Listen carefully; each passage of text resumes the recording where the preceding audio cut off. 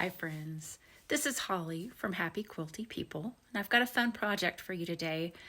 I wanted to tell you about how I'm getting ready to work on a scrap quilt, but I thought it would make more sense if I would show you what this finished scrap quilt can look like. I don't know that mine is going to look as great as this at all. The quilt that you're seeing is Shaula Patton's from Feathered Star in Clyde, Texas. These are all the images of finished quilts that you see today are her quilts. They are just gorgeous.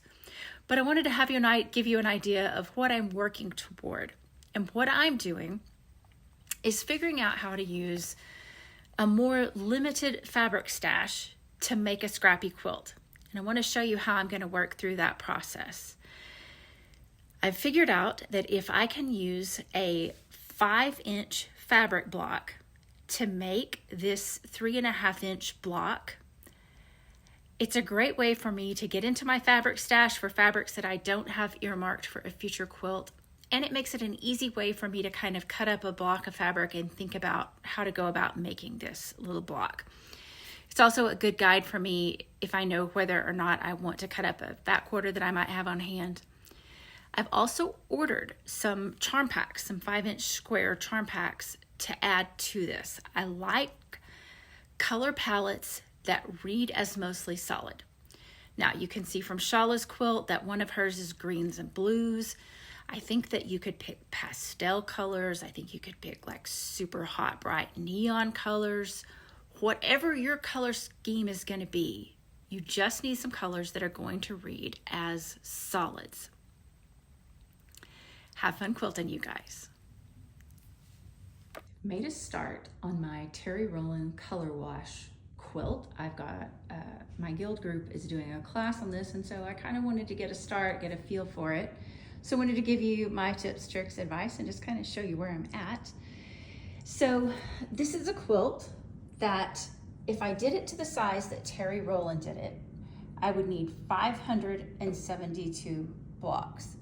So even though I spent some time sorting scraps and creating these blocks, there's still a long way to go. I've sorted through my blue scrap bin, and so there's several different blue scraps this time, and they're quite varied. I found a Hot Wheels fabric that was just fun, and I've got a couple of denims that I repurposed.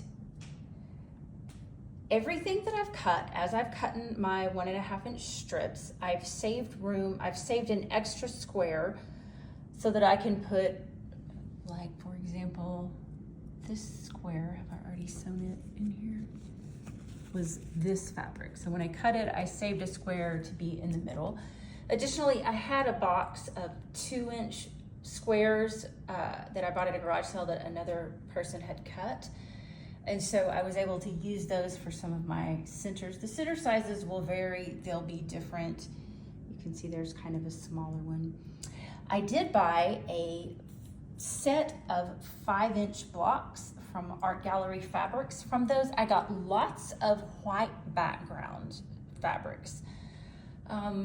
And I don't know how I'm gonna feel about those. If you wanted it to be very vibrant and very colorful, pay attention to the background fabric color of what you're using. You're gonna really kind of ignore the block color. That's just there for a little fun pop of color. It's not your main focus. So one of the first things I did, I knew that the purpose of this quilt is to kind of utilize some of your scraps. And while I don't have a ton of scraps, I did buy some scrap bags at a garage sale, and so I sorted them all out by color. I bought just a stack of these little boxes at a dollar store. And the reason I like them is with this angled shape, they can all nest together. And so whether I have a lot or a little, they can all fit together. And so I just sorted by color. That made it a little bit easier to see what I had that would be enough to make strips out of. Something that was hard to make strips out of is if you've got lots of wedge and angled pieces, your offcuts from wedges or triangles. It's really hard to get the right size block. So something I did that helped me was I made a set of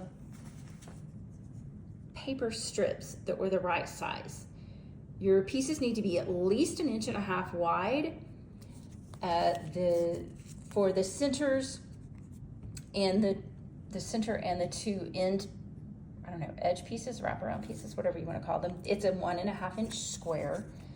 And then to start with, you want your block to be 1.5 by 4 inches. And then that's going to get you this block. So initially I really thought that this was maybe a little bit improv.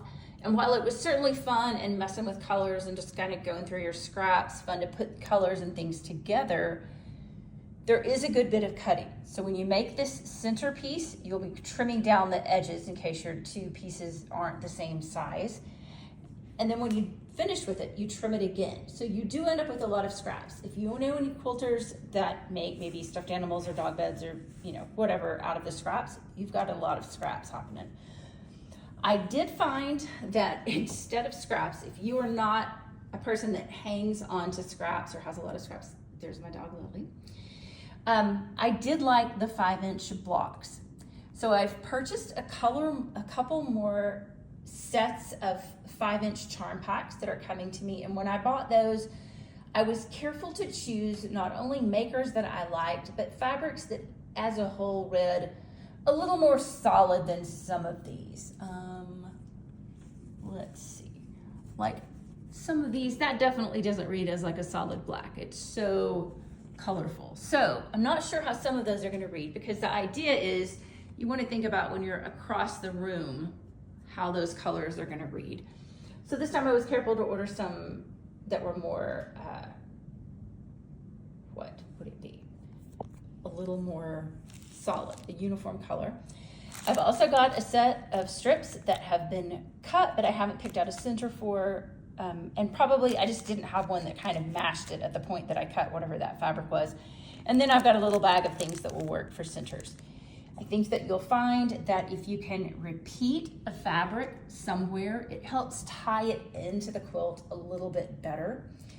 If you've ever made the Bright Hopes block, this is a Bright Hopes. I've got a Bright Hope project going on over here. An interesting thing that I've seen people do with Bright Hopes is they have their center be all one color to unify the bright colored blocks a little bit. I don't know if that's really what you want to do with the color washed quilt. I feel like at some point that would make the blocks dead in the center a little bit. Like if you were using, say, all blue centers, when you got to your blue scraps, then that just wouldn't look as fun. Like those blues with another pop of color are just kind of fun. What else? Oh, show you. Hang on. So for your color wash quilt, your blocks finish up at 3.5. You're going to want to get a 3.5 inch ruler that has this little target in the center, so that as you're trimming them up, you can put that target in the middle and then come up with your nice placement for your block. Of course, if you've gotten a tiny middle and you need to shift it to the side or something, you could. But I liked the 5-inch squares from the charm packs so well that what I decided to do was get a 5-inch ruler. So I've ordered one.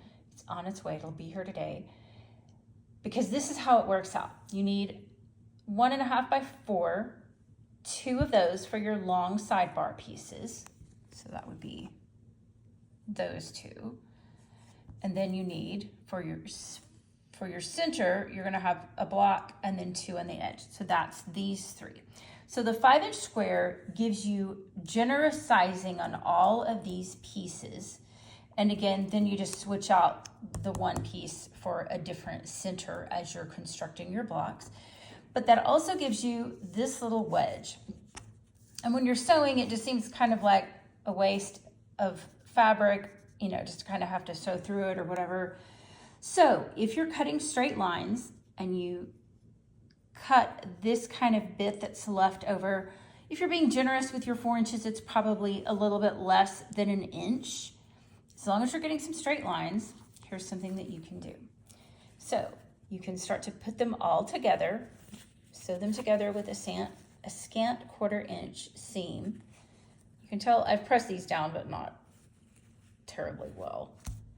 But once you've done that, then you can come up with a 2.5 inch scrap piece. So there it was originally, so you could see that I cut some off the sides. So you could use this in a quilt, any kind of a quilt that uses jelly roll strips. If you wanted to alternate a scrappy piece with a solid color piece or a white or a cream or something, that just makes a really interesting looking quilt. I don't know that you would want to use it for a binding because you've got all of these seams. It's just going to make it, I don't know, it wouldn't behave as well as you probably would want your binding fabric to do. So fun little bonus project so that we're not wasting any fabric. If you were a person who's like, yes, I would cut that off, but no, I don't want to save those, start stuffing them in a bag and share them with somebody in your quilt group. Anyway, so that's the idea of scrappy pieces and cutting the Terry Rowland Colorwash Quilt into 5-inch blocks. Some of what you can end up with.